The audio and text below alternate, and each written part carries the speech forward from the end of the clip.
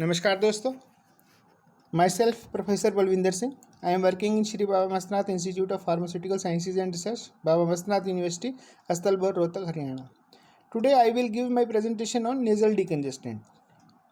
I am very thankful to my son Mr. Ashish Saini for typesetting and media recording of this presentation. Nasal decongestant, जैसा कि नाम is self-explanatory. Nasal decongestants are the drugs which decongest nostrils, and this congestion is there. Congestion of nose is there due to excessive mucus accumulation in nose.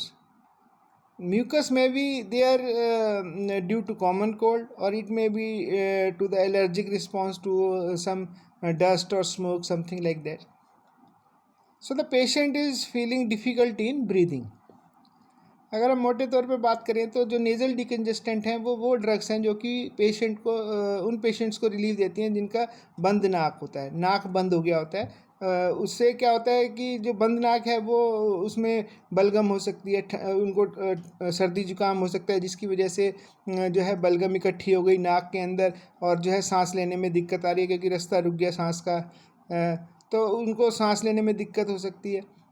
जो बलगम है वो कई लोगों को जो है सर्दी जुकाम के अलावा जो है साइनस की प्रॉब्लम रहती है, जैसे एलर्जी है किसी डस्ट से है या स्मोक से है, तो एक्सेसिव सिक्रीशन जो है वो होता है, तो उसमें जो है पेशेंट को जो है सांस लेने में दिक्कत होती है. तो उस केस में जो ड्रग्स यूज़ की जाती हैं they are the nasal decongestants. Nasal decongestants can be classified on two types. One is based on the duration of action. First category is topical short acting like phenylpropanolamine or phenylephrine is there. Another one is second class is oral long acting pseudoephedrine or ephedrine, and long acting nasal drops are oxymetazoline, xylometazoline. Topical short acting, their action may be up to 6 hours, or long acting their action may be 8 to 12 hours, like that. There is another classification of nasal decongestant based on the type of receptors on which they will combine and show their action. तो nasal congestant basically जो है वो sympathomimetic decongestants हैं.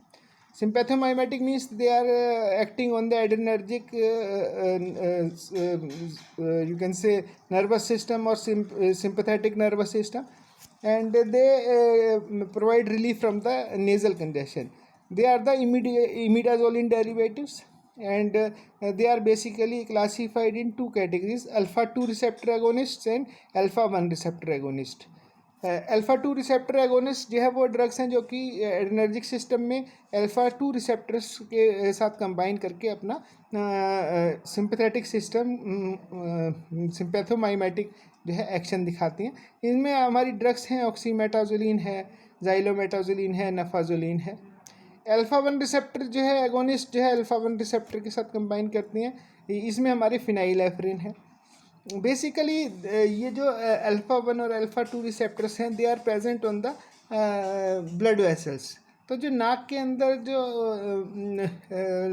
रास्ता है वो बलगम, उसमें बलगम जो है फंसी हुई है, थिक और स्टिकी म्यूकस है, तो जो ब्लड वेसल्स हैं उनको ये कॉन्स्ट्रिक्ट करते हैं. They cause the vaso constriction. जो ब्लड वेसल्स हैं वो पतले हो जाते हैं, जिसकी वजह से हल्की सी जगह जो है वो बन जाती है, जिसके कारण जो है हवा वहाँ से निकल पाती है और जो पेशेंट है उसको सांस लेने में आसानी होती है. ये जो ड्रग्स हैं जैसे ऑक्सीमेटाजोलिन है, जाइलोमेटाजोलिन है, ये इनके जो है नेज़ल ड्रॉप्स आते हैं. तो नाक में जो है 1 या 2 बूंद जो है दोनों नाक में लेट के डाल सकते हैं. जो फिनाइलेफ्रिन वगैरह है वो अपना टैबलेट्स फॉर्म में आ सकता है, अपने जो है सिरप्स में भी यूज़ हो सकता है. तो ये जो ड्रग्स हैं ये they basically provide relief. They are combined with the alpha 1 and alpha 2 receptors and show their action. Now these drugs you can say they are providing as a, you can say purely they can given as a nasal decongestant also, or they can be given as an adjuvant in the case of you can say common cold के साथ जो treatment है उसमें भी इनको दिया जा सकता है। जो नफाजुलिन है वो भी नेज़ल ड्रॉप्स के रूप में या टॉपिकल यूज़ के रूप में जो है वो दिया जा सकता है।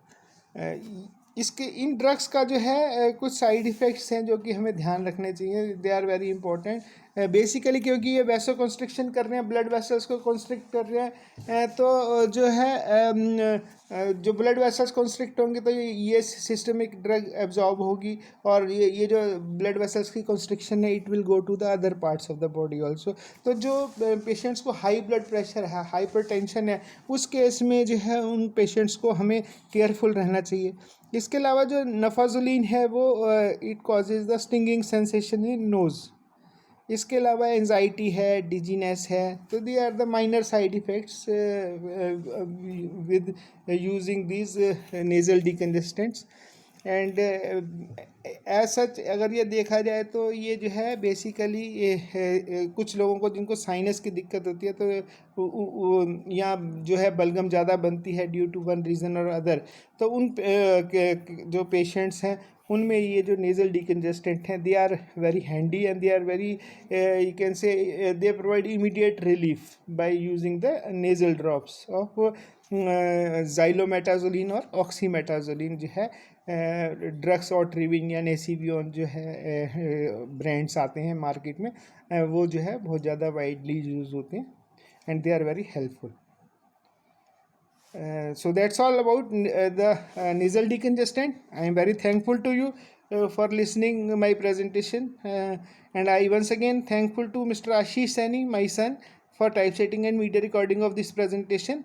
And in case you have any query or any suggestion, my mobile number and email ID is given in this presentation.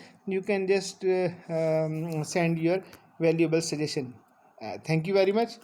Good day.